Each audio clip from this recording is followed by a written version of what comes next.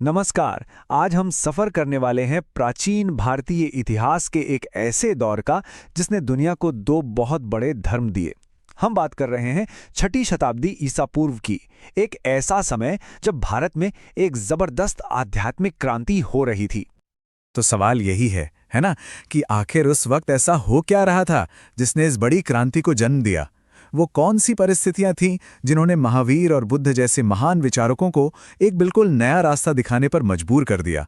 चलिए इसी गुत्थी को सुलझाते हैं। तो देखिए, इस कहानी को समझने के लिए हमें चलना होगा उत्तर वैदिक काल के समाज में।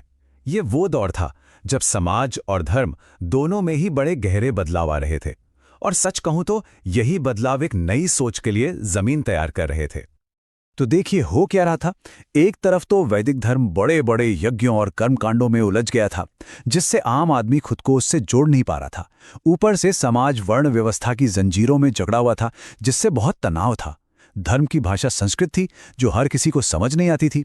इसी बीच खेती किसानी बढ़ने लगी तो लोगों को पशु बलि देना फिजूल लगने लगा, और जो व्यापारी वर्ग था, वैश्य, वो पैसे तो कमा रहा था पर समाज में इज्जत चाहता था। तो आप देख सकते हैं एक तरह का तूफान ब्रूइंग हो रहा था।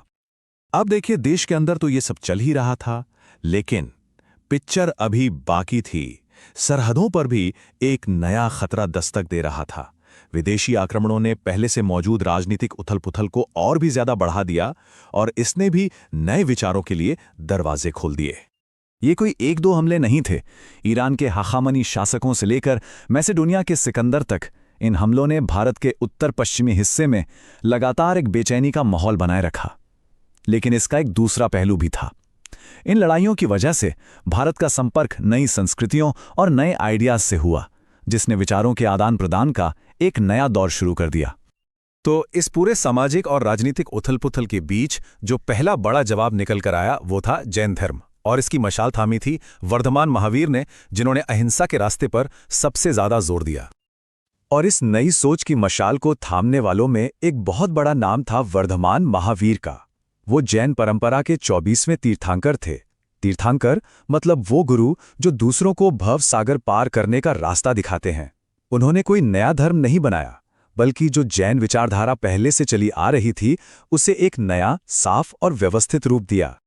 सोचिए जरा, एक राजकुमार जिसके पास सब कुछ था, लेकिन 30 साल की उम्र में उन्होंने सच की तलाश में सब कुछ छोड़ दिया।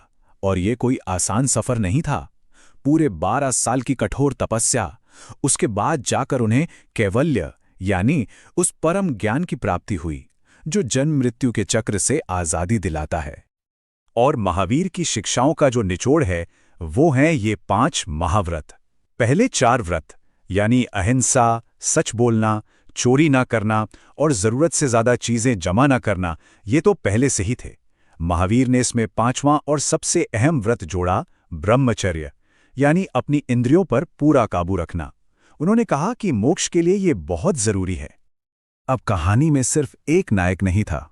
उसी दौर में एक और महान विचारक ने जन्म लिया, गौतम बुद्ध। और उन्होंने समाज की इन्हीं समस्याओं का एक अलग ही हल पेश किया, जिसे हम सब मध्यम मार्गिया या मिडिल पाथ के नाम से जानते हैं। जी हाँ, हम बात कर रहे हैं सिद्धार्थ गौतम की, जिन्हें दुनिया ने बुद्ध के नाम से जाना। बुद्ध का मतलब ही है वो जिसे ज्ञान मिल गया हो।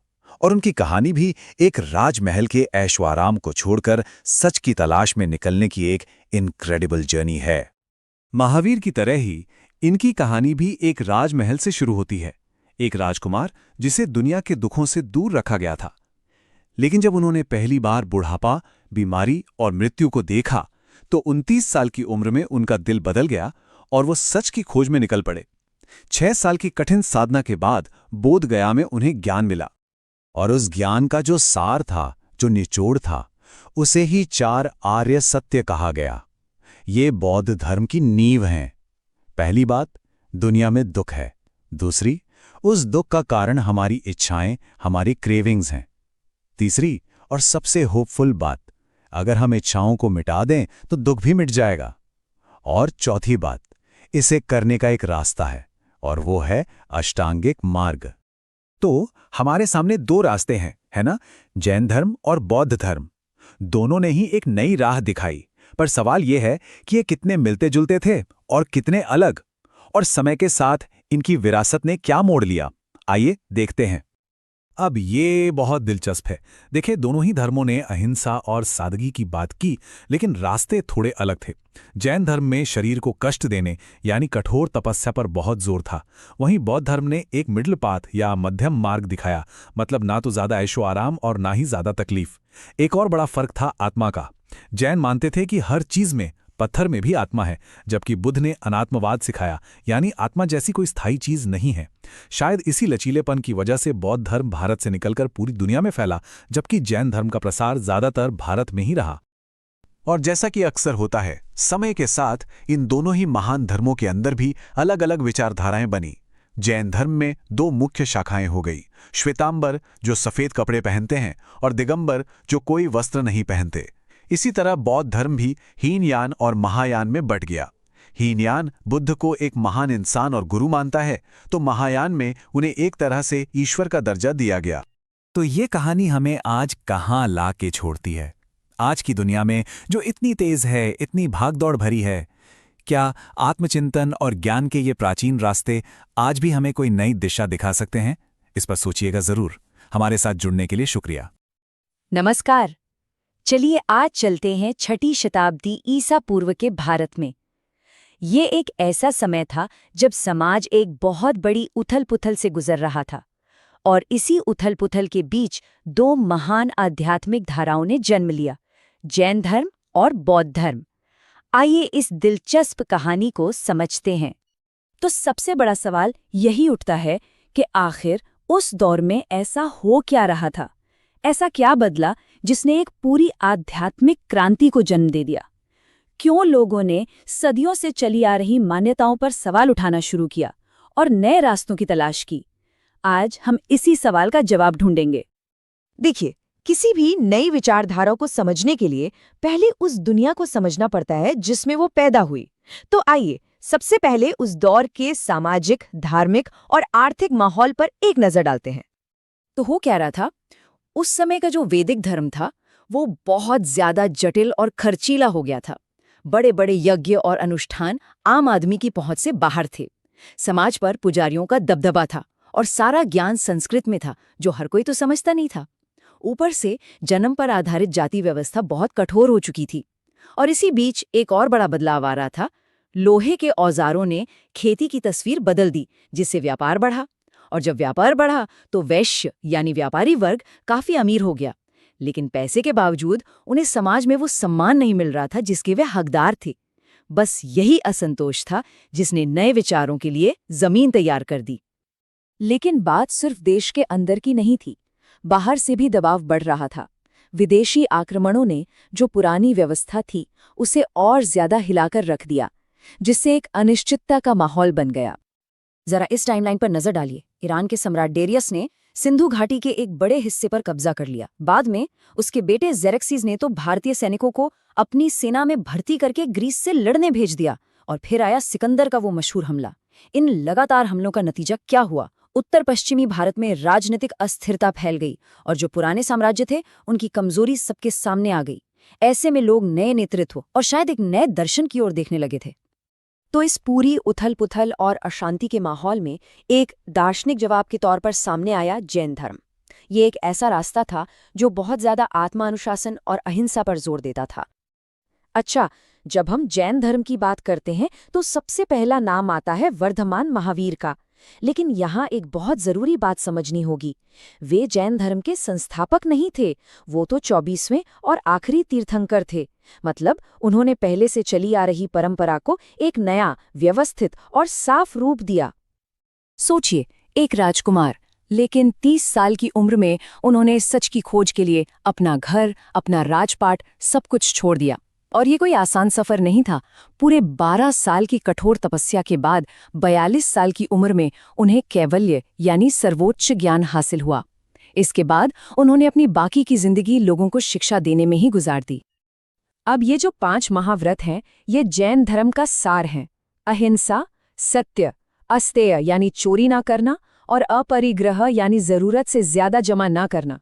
ये 4 सिद्धांत तो पहले से ही थे, महावीर का जो सबसे अहम योगदान था वो था इसमें 5वां व्रत जोड़ना, ब्रह्मचर्य, यानी अपनी इंद्रियों पर पूरा कंट्रोल। ये सिद्धांत उस वक्त के समाज के लिए, खासकर वैदिक यज्ञों में होने वाली पशु बलि के खिलाफ एक बहुत सीधी और शक्तिशाली आवाज थे। चलिए अब चलते हैं उस दूसरी महान विचारधारा की ओर जो इसी दौर में उभरी, बौद्ध धर्म। जहां एक तरफ जैन धर्म कठोर तपस्या का रास्ता दिखा रहा था, वहीं बौद्ध धर्म ने मध्यम मार्ग की बात की। एक ऐसा रास्ता जो ना तो बहुत ज्यादा भोग विलास की बात करता था और ना ही शरीर को अत्यधिक कष्ट देने की। और इस आंदोलन के केंद्र में थे सिद्धार्थ गौतम। वो भी एक राजकुमार थे, लेकिन जब उन्होंने दुनिया के दुखों को अपनी आंखों से देखा तो वो एक नए रास्ते की तलाश में निकल पड़े। और जब उन्हें ज्ञान मिला तो वे बुद्ध कहलाए। बुद्ध यानी जिसे बोध हो गया हो, जो जाग गया हो। सिद्धार्थ की जिंदगी एक महल में हर सुख सुविधा के बीच गुजरी, लेकिन एक दिन उन्होंने एक बीमार इंसान, एक बूढ़े व्यक्ति और एक मृत शरीर को देखा और उनकी दुनिया ही बदल गई। 29 साल की उम्र में वो सब कुछ पीछे छोड़कर चले गए।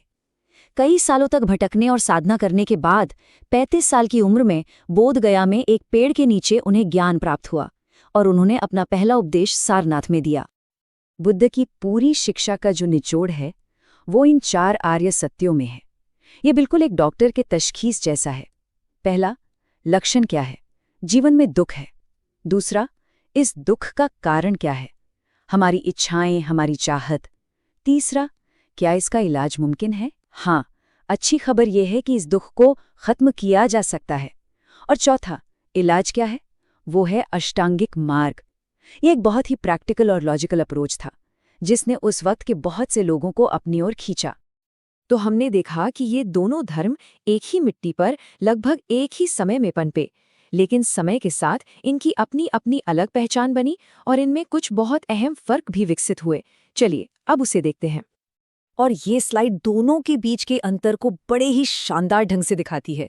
एक तरफ जैन धर्म है जो शरीर को कष्ट देने और कठोर तपस्या पर जोर देता है, तो दूसरी तरफ बौद्ध धर्म है जो बीच का रास्ता यानी मध्यम मार्ग अपनाने को कहता है।